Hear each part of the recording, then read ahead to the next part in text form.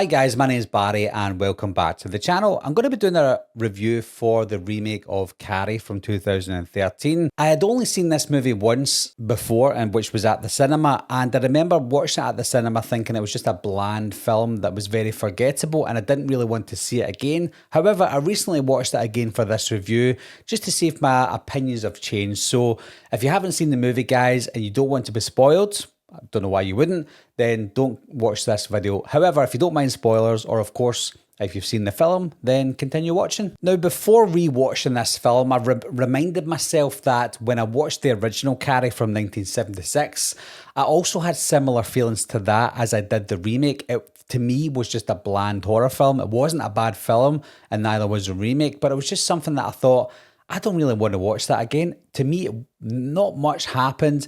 I wasn't too invested in the storyline, and it was just an okay film. And when I watched the remake for the first time, I felt the exact same way. Carrie is a girl who discovers she has the powers of telekinesis, and we think that she got them through her grandmother. Now, in this film, they don't explore that too much. We only think that the powers come from her grandmother, and they skip a generation sometimes. In this case, they skip her mother.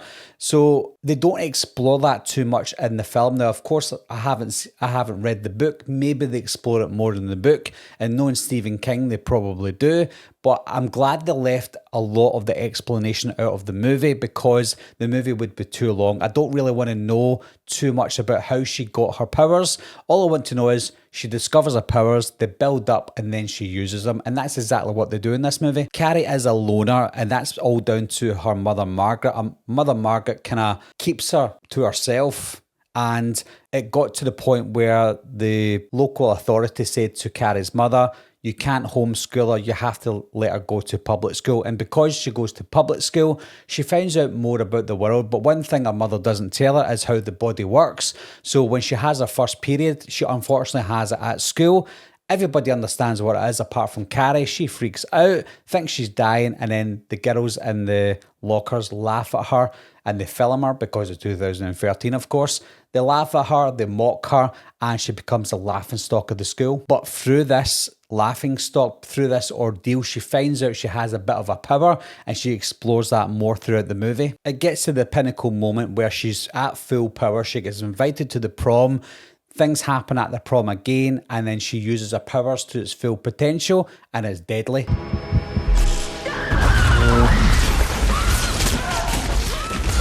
Chloë Grace Moretz was only 15 when they started filming Carrie, so I wasn't sure how much of the original they were going to implement into this movie, because being a 15-year-old actress, I wasn't sure how much they would allow her to do or see on screen. But when you watch the movie, although she is 15, she does deal with a lot of things that maybe a lot of 15-year-olds don't deal with. Of course, 15-year-olds would have to deal with growing up, but the certain things that they talk about and do in the movie, I didn't think they would allow a 15-year-old to do that. I would think maybe they would get an actress who was maybe 20 years old to play the young girl. But props to them, they did get a really young girl to do it. And of course, Chloë Grace Moretz is a fantastic actress, and she's fantastic in Carrie. One thing I did like about the remake is the kids in the school, the teenagers, the ones who were tormenting Carrie, they really did deserve everything they got in the movie. And I think that's props to the director.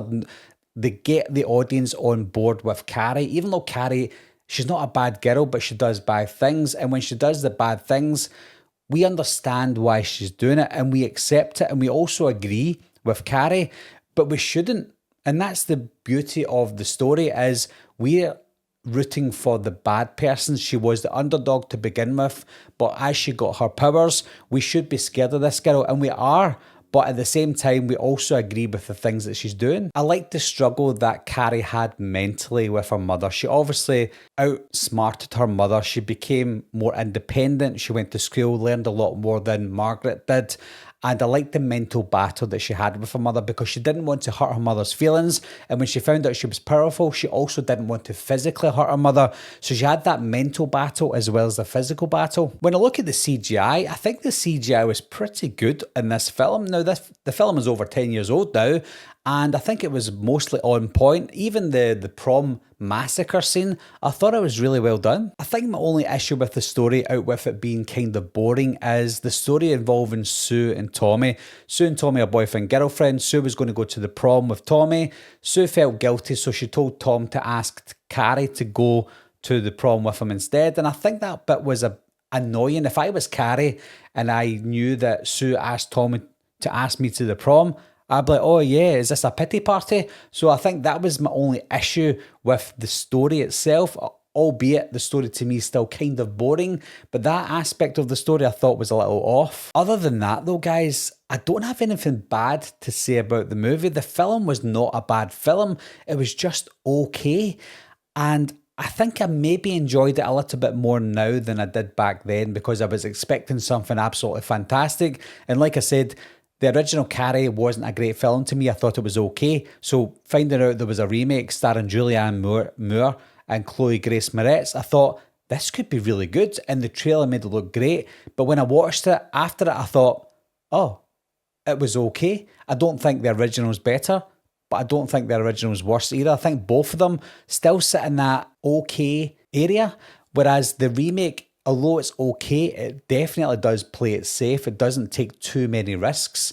But for doing that, it keeps it on that okay level, but at the same time, kind of boring and forgettable. So what are your thoughts on the remake, guys? I know that a lot of people really do love the original, so maybe whether they think the remake is good or not, they'll just crap on it anyway because it's a remake, and that's what some people do. But what are your thoughts on it anyway, guys? How does it compare to the original? As always, leave your comments down below, let me know what you think, and I'll talk to you soon. Meeting adjourned. I'll be right back. What are you waiting for, huh? Coming to get you, Barbara. Ever play Skin the Cat? Someone's in the back!